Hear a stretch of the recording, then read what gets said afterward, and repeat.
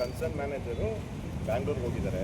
ಅವರು ಯಾರು ನಿಮ್ಮ ಇದರಿಂದ ಒಂದು ನೋಟಿಸ್ ತಗೊಳ್ಳಿ, ಇದು ರಿಕ್ವೆಸ್ಟ್ ಲೆಟರ್ ತಗೊಳ್ಳಿ, ಏನಿದೆ ನಾವು 15 to 20 days 15-20 ದಿನ ಟೈಮ್ ತಗೊಳ್ಳಿ, ನಾವು ಮಾಡಿಸ್ಕೊಡ್ತೀವಿ ಅಂತ ಹೇಳಿದ್ದಾರೆ. ಬೆಳಿಗ್ಗೆ ಅದು ಗೊತ್ತಿಲ್ಲ ಸರ್. ಇವತ್ತು ಪ್ರೆಸೆಂಟ್ ಬೆಂಗಳೂರಲ್ಲಿ ಇದ್ದಾರೆ ಸರ್. ದೀಪಕ್ ಪೊಲೀಸ್ ಮುಖಾಂತರ ನಿಮ್ಮ ಕಚೇರಿಗೆ ಮಾಹಿತಿ ಕೊಟ್ಟಿದ್ದಾರೆ. ಮಾಹಿತಿ ಕೊಟ್ಕೊಂಡು ಹೋಗಿರೋದು ತಪ್ಪಲ್ಲ. ಈ ಥರ ಪ್ರತಿಭಟಿಸ್ತಾರೆ, ಸಮಸ್ಯೆ ಇದೆ, ಬರ್ತಾರೆ ಅಂತೇಳಿ ಈ ಪೇಪರು ಮತ್ತು ನಮಗೆ ಕೊಟ್ಟಿರ್ತಕ್ಕಂಥ ಮಾಹಿತಿ ಎಲ್ಲವನ್ನು ಎರಡನ್ನೂ ಪ್ರಿಂಟ್ ಮಾಡಿದ್ದಾವೆ. ಇಂಟೆಲಿಜೆನ್ಸ್ ಮುಖಾಂತರ ನಿಮ್ಮ ಕಚೇರಿಗೆ ರವಾನೆ ಮಾಡಿದ್ದು. ರವಾನೆ ಮಾಡಿದ್ರ ಮೇಲೆ ಯಾರೋ ಇವ್ರ ಹತ್ರ ನಮ್ಮ ಕನ್ಸ್ಯೂಮರ್ಸ್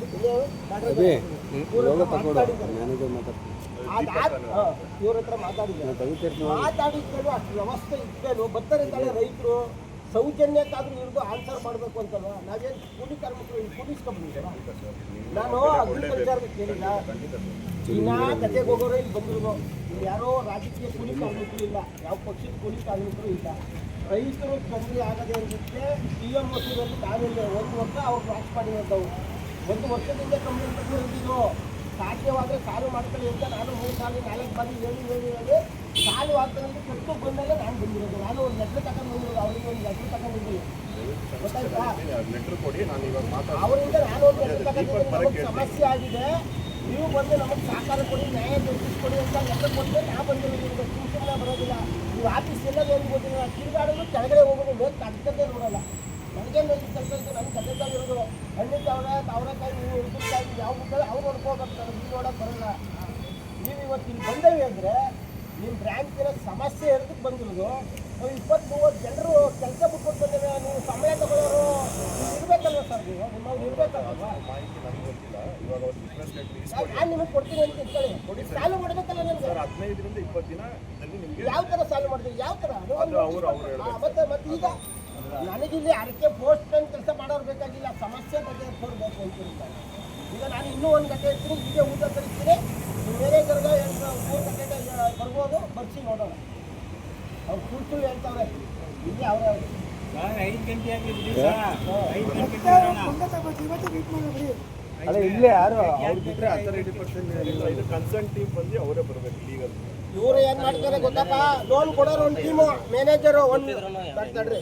ಲೋನ್ ಕೊಡೋರು ಒಂದು ಟೀಮ್ ಮ್ಯಾನೇಜರು, ಲೋನ್ ಉಸೂಲಿಗೆ ಒಂದು ಮ್ಯಾನೇಜರು, ಬೇರೆ ಬೇರೆ ವಿಂಗಿಗೆ ಒಂದು ಮ್ಯಾನೇಜರು. ಅದು ಬಿಟ್ಟು ಇನ್ನೊಂದು ಒಬ್ಬರಿಗೂ ಗೊತ್ತಿರಲ್ಲ. ಈಗ ಸಾಲು ಮಾಡೋದು ನಮ್ಮ ಕಚೇರಿಯಲ್ಲಿ ಸಾಲು ಮಾಡೋದು ಅವ್ರಿಗೆ ಹೇಳ್ತಾ ಇರೋದು ಸಾಲು ಮಾಡ್ಕೊಡಿ ಅಂತ. ಸಾಲು ಮಾಡೋದು ಜವಾನ್ ಆಮೇಲೆ ಅವನೇ ಬಂದು ತಗೊಳ್ಳಿ. ಸಾಲು ಆಗಬೇಕು, ಸಾಲು ಆಗಬೇಕು, ರೆಕಾರ್ಡ್ ಆಗುತ್ತೆ ನಮ್ಮ ಹತ್ರ.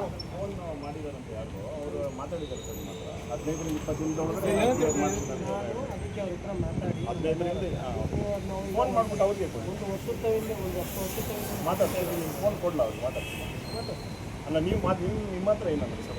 ಅದೇ ನನಗೆ ಫೋನ್ ಮಾಡಿದ್ದು. ಮತ್ತು 5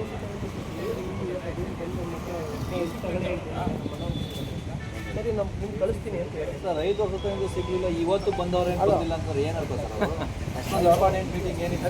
ಬದುಕಿಸ್ಕೊಂಡ್ರೆ ಬಣ್ಣ ಬದುಕಿಸ್ಕೊಂಡ್ರೆ 1000 ವರ್ಷ ಆಯಿತು ಕೆಲವು ಹೋರಾಟ ಉತ್ಸಾಹ ಆನ್ ಮಾಡಬೇಕಂದ್ರೆ ಈ ರೀತಿ ಮಾಡೋದು. ಅಧ್ಯಕ್ಷರು ಮಾತಾಡ್ತಾರೆ.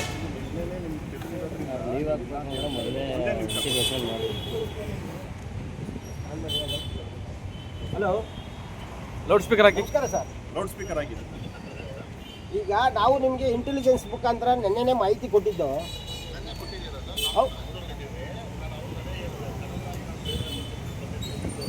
ಯಾವಾಗ ಹೋದ್ರಿ ನೀವು?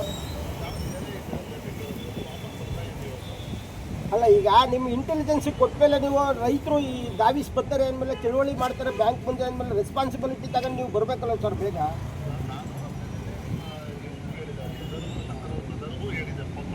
ಏನಂತ?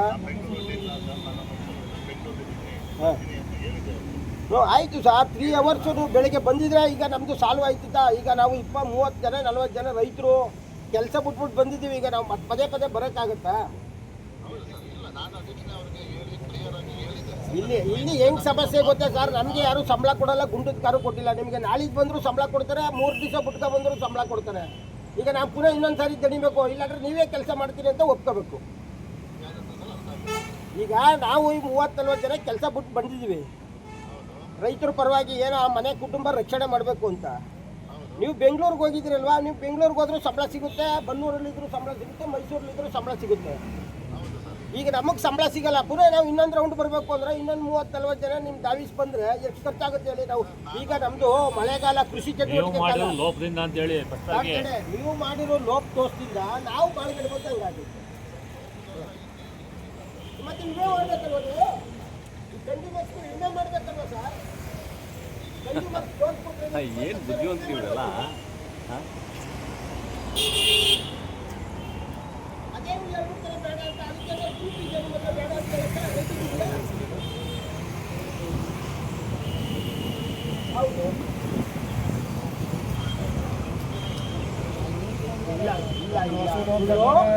RBI ಡೈರೆಕ್ಷನ್ ಪ್ರಕಾರ ನಿಮ್ಮ ರೆಸ್ಪಾನ್ಸಿಬಿಲಿಟಿ ಲೋನ್ ತಗೊಂಡವ್ರಿಗೆ ವಿಮೆ ಮಾಡ್ತಕ್ಕಂಥದ್ದು.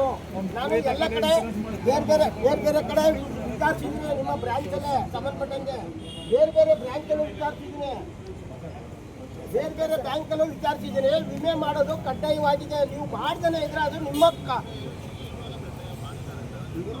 ಹೇಳಿದ ಇದು ಈಗಲ್ಲ, ಬ್ಯಾಂಕ್ ಹುಡ್ದಾಗಿದ್ದಾನೆ ಆಗೈತಿ. ಇದೊಂದೇ ಬ್ಯಾಂಕ್ ಸಮಸ್ಯೆ ಇಲ್ಲ, ನಮಗೆ ಬೇರೆ ಬ್ಯಾಂಕಲ್ಲೂ ಇದ್ದಾವೆ.